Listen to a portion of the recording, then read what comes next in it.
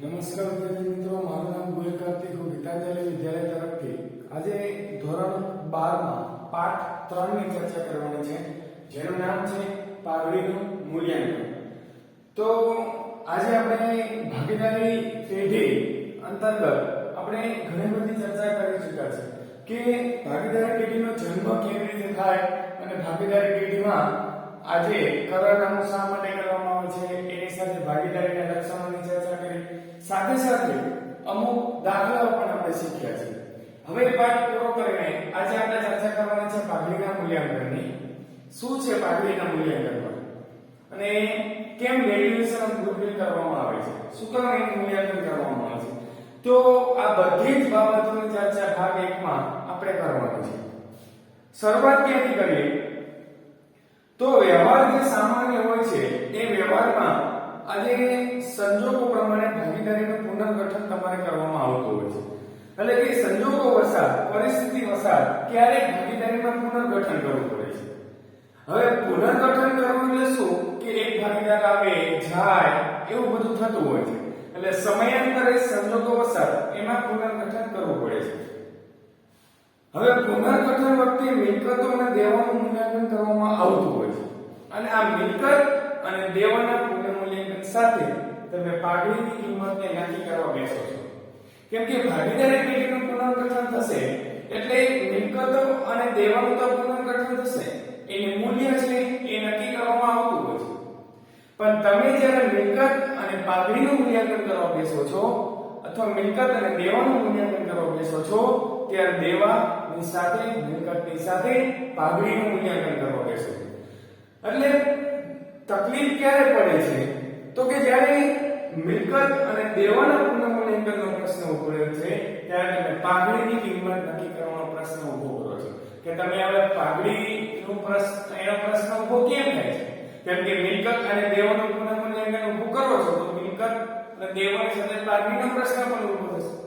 એટલે આ પ્રકરણમાં જ આપણે એ શીખવાનું કે પાઘડી અને તેને લગતી વિવિધ બાબતોનો અભ્યાસ આપણે કરવાનો રહેશે કે એમાં એનું મૂલ્યાંકન કઈ રીતે કરવામાં આવે છે અને કેમ કરવામાં આવે છે. સમજાય? તો જોઈએ કે પેઢી પાસે મુખ્યત્વે બે પ્રકારની મિલકત હોય, એક બિનચાલુ મિલકત અને ચાલુ મિલકત. આ બે પ્રકારની મિલકત છે એ પેઢી પાસે હોય. કઈ હોય તો કે પેઢી પાસે મુખ્યત્વે બે પ્રકારની મિલકત જોવા મળે છે. પેઢી પાસે મુખ્યત્વે બે પ્રકારની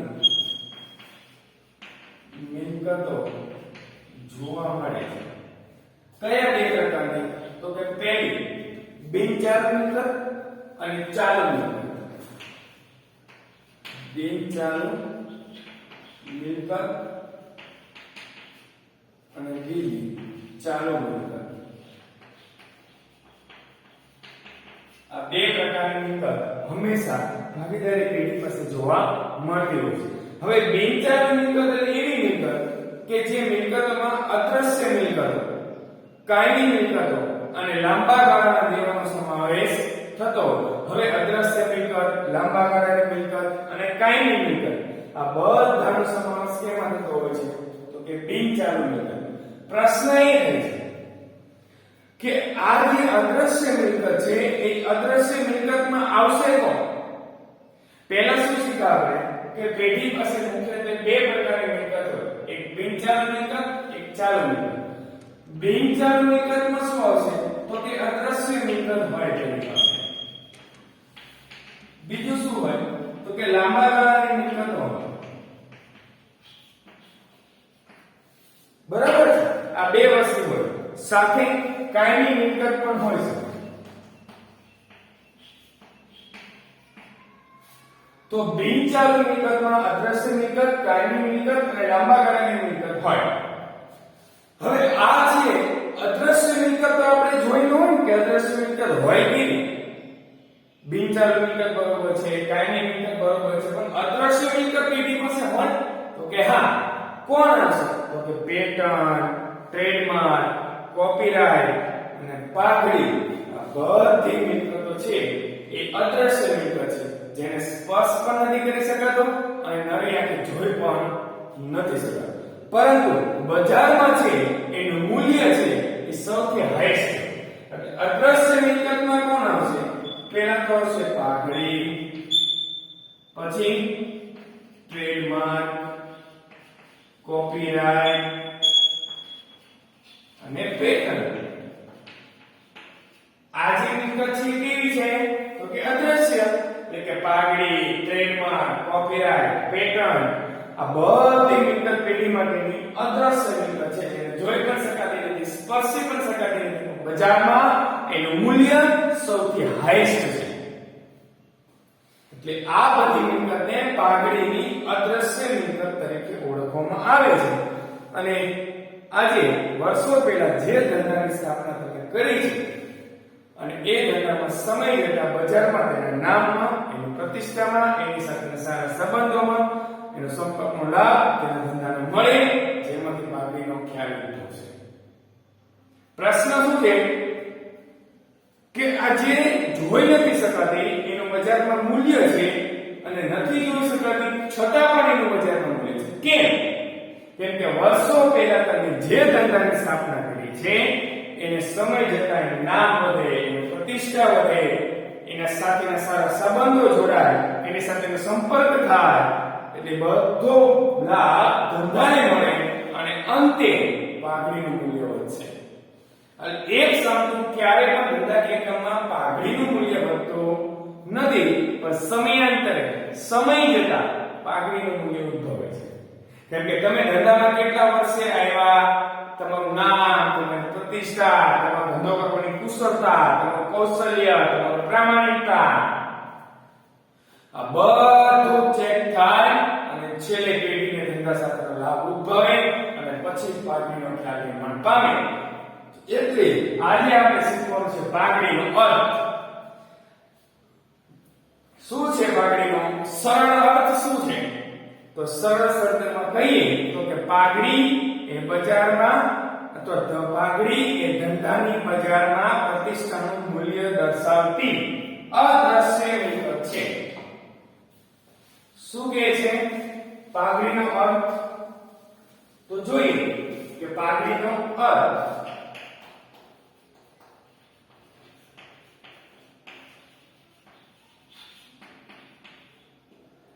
તો પાઘડીનો અર્થ તો કે પાઘડી એ ધંધાની બજારમાં, પાઘડી એ ધંધાની બજારમાં પ્રતિષ્ઠાનું મૂલ્ય દર્શાવતી, પ્રતિષ્ઠાનું મૂલ્ય દર્શાવતી અદ્રશ્ય મિલકત.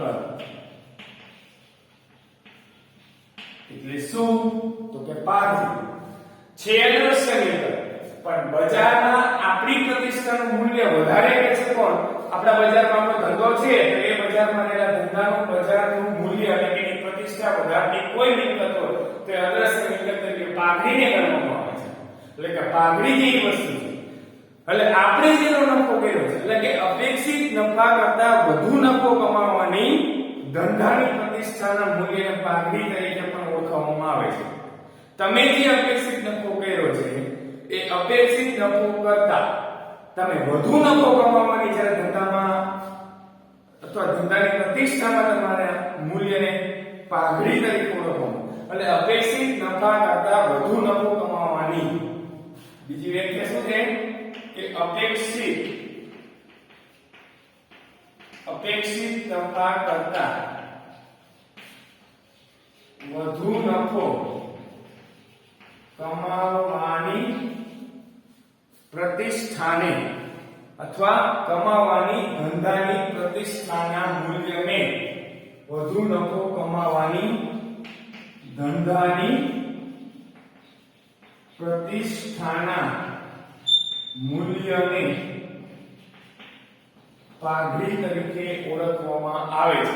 તમે જેટલો નફો કમાવાની ઈચ્છા તમને છે એની કરતા વધારે નફો કમાવાના ધંધાની પ્રતિષ્ઠાના મૂલ્યને પાઘડી તરીકે ઓળખવામાં આવે છે.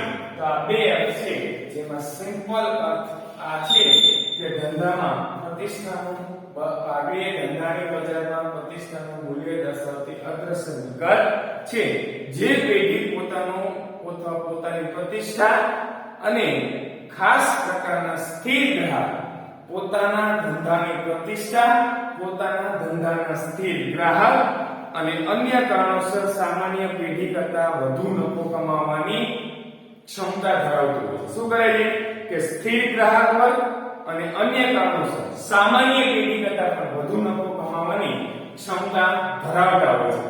એટલે તે પેઢી પાઘડી ધરાવે છે તેમ કહી શકાય. કેમ કે પાઘડીના મૂલ્યનો આધાર પેઢીના નફો કમાવવાની ક્ષમતા ઉપર છે. કેમ કે દરેક ધંધાકીય એકમ જે છે અથવા દરેક ધંધાકીય એકમ જે રહેલું છે એ દરેક ધંધાકીય એકમ આજે પોતાની પાઘડીની પ્રતિષ્ઠા વધે, પોતાના સ્થિર ગ્રાહક વધે અને અન્ય કારણોસર પેઢીઓ કરતાં વધુ નફો કમાય. જે પેઢી કમાય છે એની કરતાં વધુ નફો કમાય અને નફો જેટલો અપેક્ષિત છે એની કરતાં વધુ નફો કમાવાની અપેક્ષા રાખે એ તમામ પેઢી પાઘડી છે એ સૌથી વધારે ધરાવતી હોય છે. અને એટલા માટે થઈને આજે પાઘડીના મૂલ્યનો આધાર કે સાથે જોડાયેલો છે. આપણી જે પાઘડી છે એ આપણી પાઘડીના મૂલ્યનો આધાર ક્યાં કોની સાથે જોડાયેલો છે, ક્યાં જોડાયેલો છે? તો પાઘડીના મૂલ્યનો આધાર જે આપણી પેઢી છે એ પેઢીના નફો કમાવાની ક્ષમતા ઉપર આધાર છે. પેઢી કેટલો નફો કમાય છે, એ કેટલો વધારેમાં વધારે નફો કમાય છે એના ઉપર પેઢીની ક્ષમતાનો આધાર છે અથવા પાઘડીનો આધાર રહે છે. એટલે ખોટ હોય તે ધંધામાં પાઘડી અસ્તિત્વમાં હોય નહીં. જે ધંધા એકમ જે પેઢી ખોટ ધરાવે છે એને તો પાઘડીનું કોઈ અસ્તિત્વ નથી, પણ પાઘડી પાકા સરવાયમાં મિલકત લેના મજૂર દર્શાવે છે. મિલકતોના મથાળા હેઠળ અદ્રશ્ય મિલકત તરીકે લખી. હવે લખવાનું છે કે પાઘડીના મૂલ્યાંકનને અસર કરતા પરિબળ.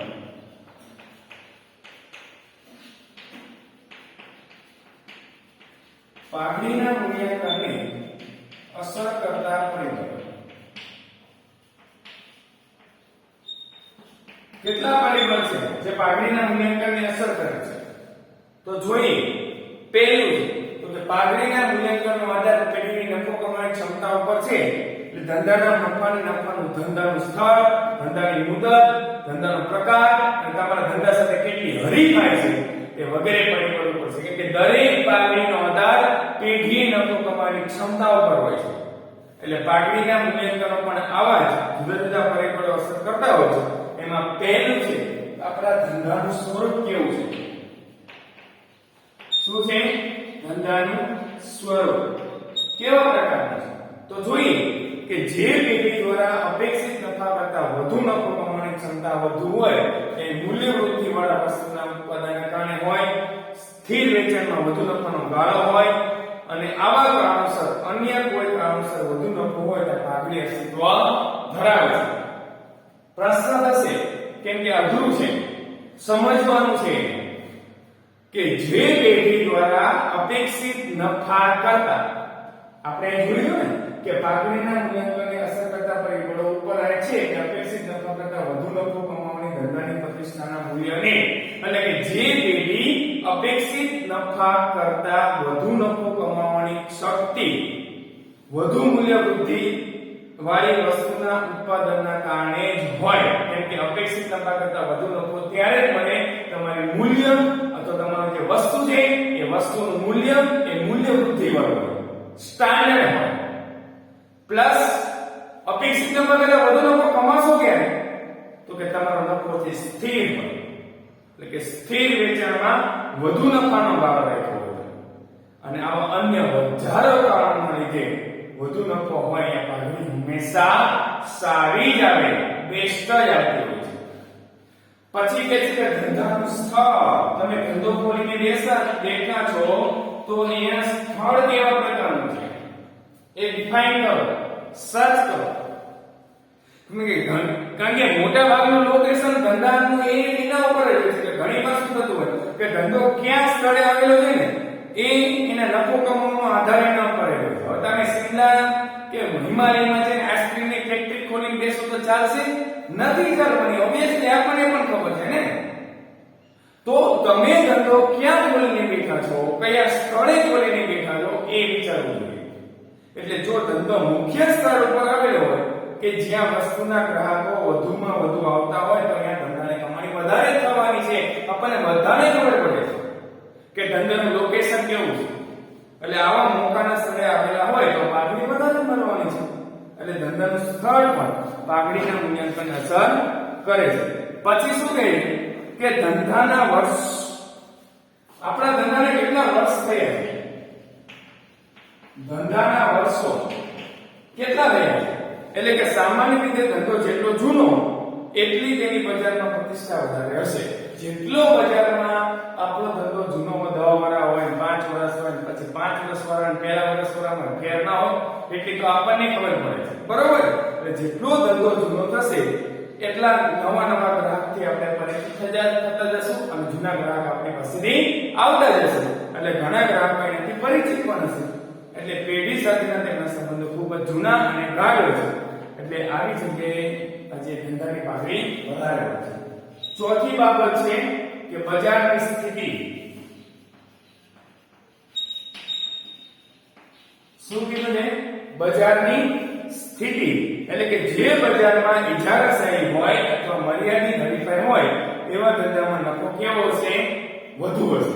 કેમ કે આપણી બજારમાં આપણા મૂલ્ય સિવાય બીજા હજારો મૂલ્ય વેચતા હોય આપણી જેવું, પણ એવું ન હોય અથવા આપણી સામે કોઈ હરીફાઈ કરવાવાળો ન હોય તો આપણે એક આ બજારમાં આપણું એક જ સ્વતંત્ર રાજ્ય હોય તો આપણું સ્વતંત્ર રાજ હોય, આપણો સ્વતંત્ર ધંધો હોય, સમગ્ર હરીફાઈમાં કોઈ આપણી સાથે છે જ નહીં તો આપણે બધાને ખબર હોય કે પાઘડી હંમેશા વધારે જ હોય. એટલે ધંધાની સ્થિતિ કેવી છે અથવા બજારની સ્થિતિ કેવી છે એના પર હંમેશા પાઘડીના મૂલ્યનો આધાર રહેલો છે. પાંચમી બાબત કે સંચાલકોની કાર્યક્ષમતા કેટલી છે. શું કીધું છે કે સંચાલકોની કાર્યક્ષમતા કેવા પ્રકારની છે. એટલે કે કાર્યક્ષમ સંચાલનને કારણે પેઢીના ઉત્પાદનમાં વધારો થશે અને પડતરમાં આજે શું થશે કે ઘટાડો, નફો વધે અને પાઘડીનું મૂલ્ય વધુ મળશે. જેટલું તમારા ધંધાકીયમાં કુશળ સંચાલન હશે, એ કુશળ ઉત્પાદક સંચાલન કરશે એટલો લાભ તમને પ્રાપ્ત થશે. એટલે તમામ કામ કરવાવાળો વ્યક્તિ જે સંચાલક છે એ સંચાલક ઉપર પાઘડીના મૂલ્યનો આધાર રહેલો છે કે એ તમારા ધંધાકીયમાં કેટલો કાર્યક્ષમ વર્ક કરે છે. અને અન્ય લાભ, હવે પાઘડીના મૂલ્યાંકનને અન્ય લાભ શું અસર કરતો હોય છે? તો આજે જ્યાં પેઢી સાથે કોઈ ખાસ પ્રકારનો લાભ થયો હોય અને જેને કારણે તેને નફો કમાવાની ક્ષમતા વધારે હોય ત્યાં પાઘડી તો વધારે હશે. તો આપણે જોઈ શકીએ છીએ કે જ્યાં પેઢી પાસે કોઈ ખાસ પ્રકારનો લાભ થયો હોય તો પાઘડીનું મૂલ્ય વધારે હોય અને આ અસ્તિત્વમાં હશે પાઘડી. કેવી રીતે? દાખલા તરીકે પેઢી પાસે કોઈ લાયસન્સ, પેટન્ટ કે ટ્રેડમાર્ક હોય જેના ઉપયોગને લીધે વધારે નફો કમાઈ શકશે તો તે પેઢીની પાઘડીની કિંમત વધુ આપી શકાય. જેની પાસે પોતાની પેટન્ટ છે, પોતાની ટ્રેડમાર્ક છે, એ જગ્યાએ આજે આપણે પેઢીના પાઘડીના મૂલ્યાંકન અથવા પેઢીનું જે પાઘડીનું અસ્તિત્વ છે એ વધારે આપી શકે. એટલે આ તમામ બાબતો છે કે પેઢીના પાઘડીના મૂલ્યાંકનને અસર કરે. હવે શીખવાનું છે કે ધંધાકીય એકમમાં પાઘડીના મૂલ્યાંકનને એની જરૂરિયાત શા માટે છે અને પાઘડીના મૂલ્યાંકનની પદ્ધતિઓ કેટલી છે એની ચર્ચા હવે પછીના નેક્સ્ટ લેક્ચરમાં કરીશું. તો આ સુધી મને સાંભળો એ બદલ તમારો ખૂબ ખૂબ આભાર. ઘેર રહો, સુરક્ષિત રહો.